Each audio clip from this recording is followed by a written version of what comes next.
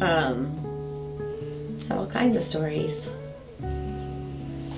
Growing up, I have all kinds of stories. I used to, I think, wake up and Saturday morning sometimes crawl into bed with her and talk to her. Many nights coming home from her coming home from work, she'd crawl into the bathtub and then call me into the bathroom, and we would talk while she took a bath. Laying out in the sun even on exposition, I remember that back when we used to lay out together on the weekends. We shopped. We did a lot of things together when we were younger. And then as I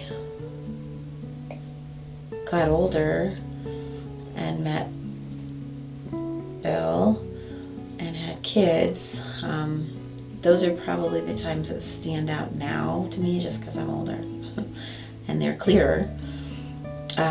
Like I have little sporadic little pieces of her and I together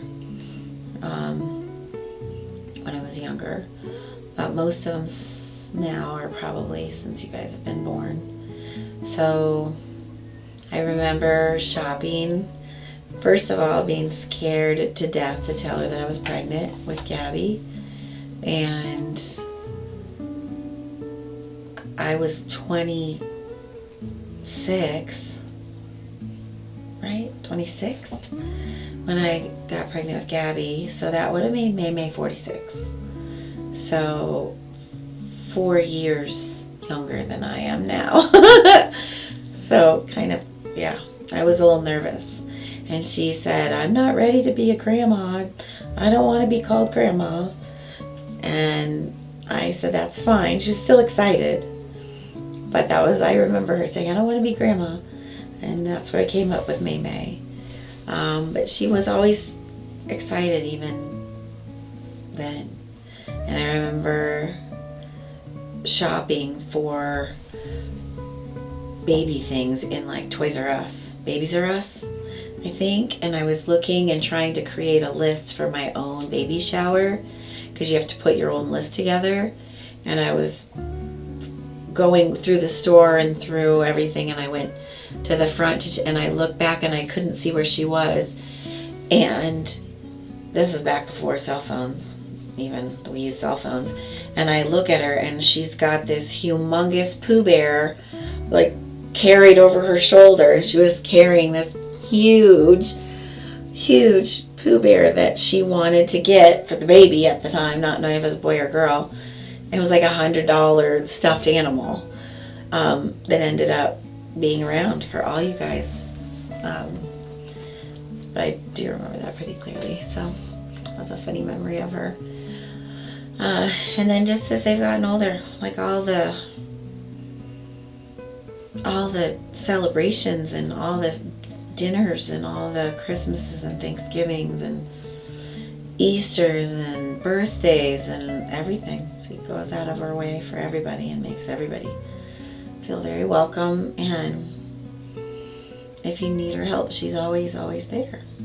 Like, no matter what, she's always there. Mimi's a hard act to follow. So, I think I've just not lost touch with being close to her, but just my work has probably pulled me away. I remember her working like a dog when I was younger, like crazy, and now I feel like I'm there. She did for a lot of years. She worked really, really, really, really hard and always juggled everything and did a really good job of it and still does. She's a hard act to follow. And I don't know how I ever will. Hope you guys cut me some slack. Because she's probably implemented a lot of like family traditions that she's probably pulled from maybe my Nana and maybe her mom and carried forward, and we've made some of our own and probably pulled some of those all together and made our own. But yeah, she's created these family traditions that I hope we keep around for a long time. So, and a great grandma. I shouldn't say grandma. May May. She's been great for my dad. I have so many memories with May May that it's hard to recall a certain one.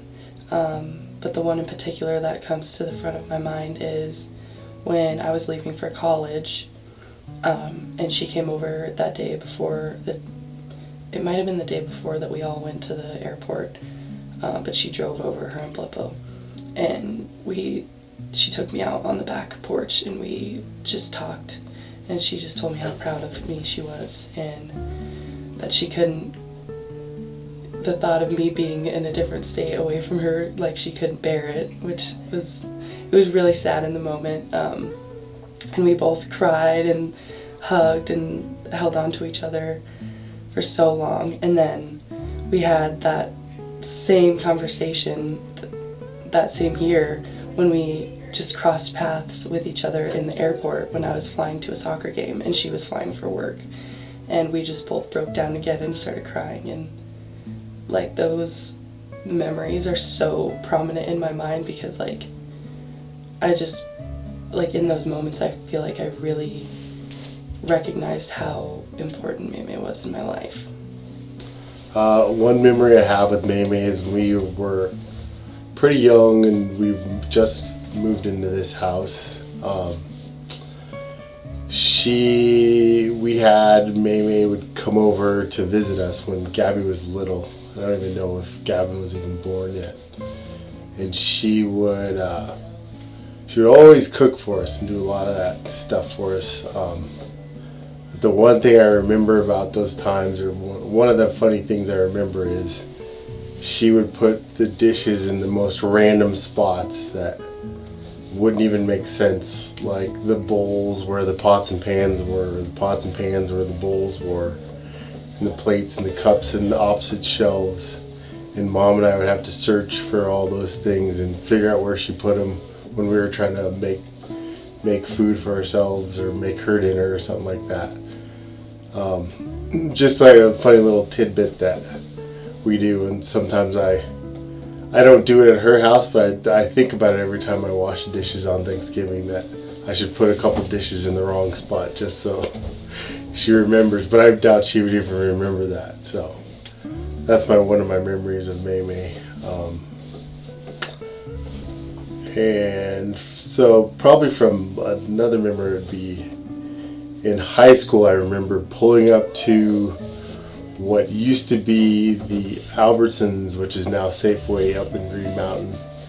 And I pulled up in the parking lot, and Maureen and John pulled up next to me, and May May sat in the car for a good 2 or 3 minutes and did her makeup just like Mom does now before she walked into the store, and I thought that was kind of funny, and that's before I even knew her that well. So that was kind of a funny little story and funny little thing, and that's before I even knew Amy that well. So my favorite memory I think I've had with May May is whenever you guys all were gone, you, Mom, and Dad all went on a trip with the Patels, and Gabby was in college and I had to stay the night with May May. And I remember that being one of the most memorable nights for me. We just got to sit there and play cards, and she made me dinner, and I had to do some homework, but she also made me breakfast in the morning, and I got to school on time, which was the first time in forever.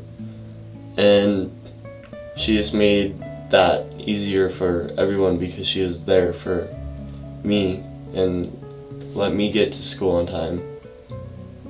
And she also helped out because we didn't have any other way of me getting to school. So that really made me think about how present she is and how caring she will be and will always be. And she'll do just about anything for all of us. The memory about May May would have to be when we went to Costa Rica with all of our families.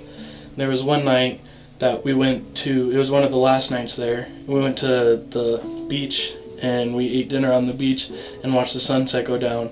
And everyone at the table went up and left and go to the water except me and Maymay.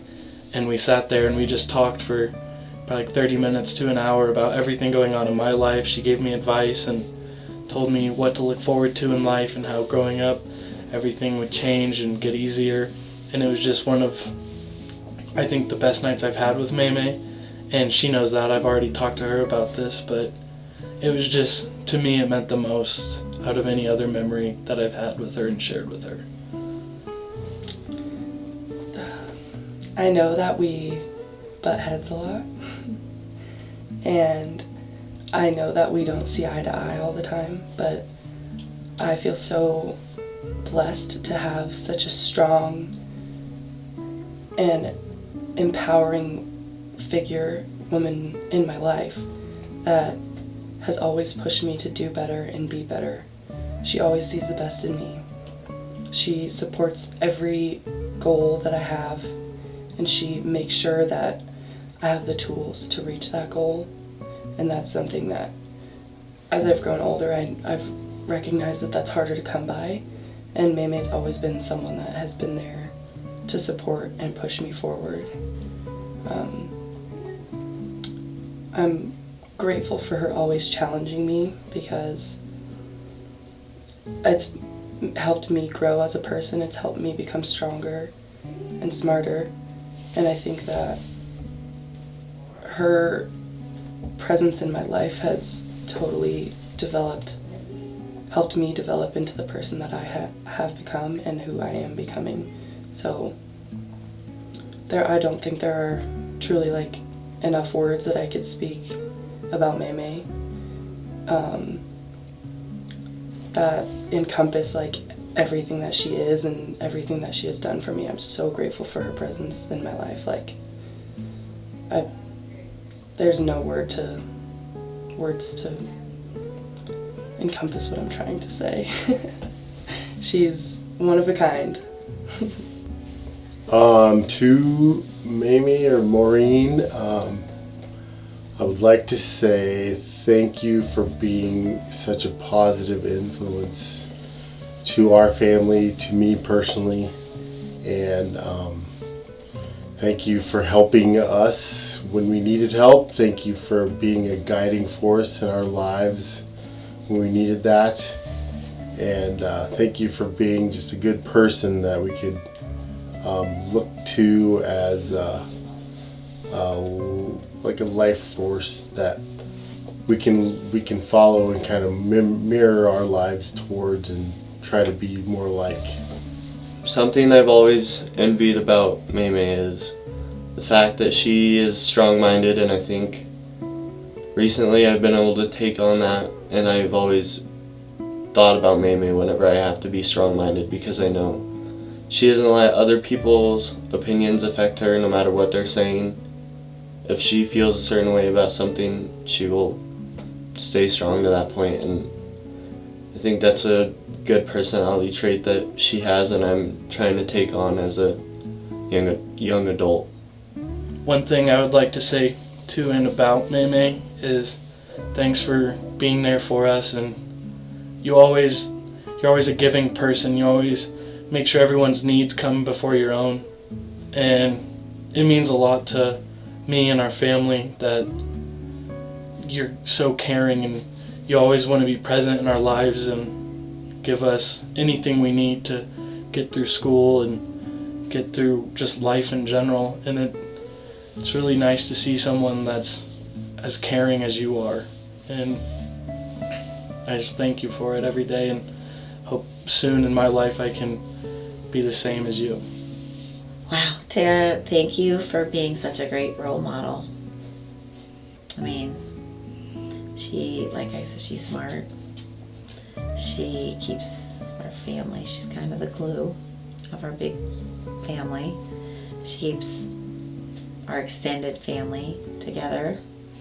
She's always welcoming to everybody, and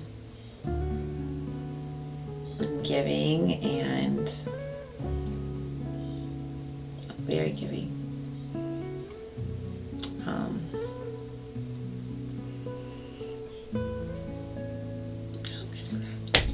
Cut this out, okay?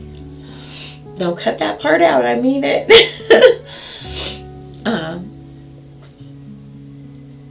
My best friend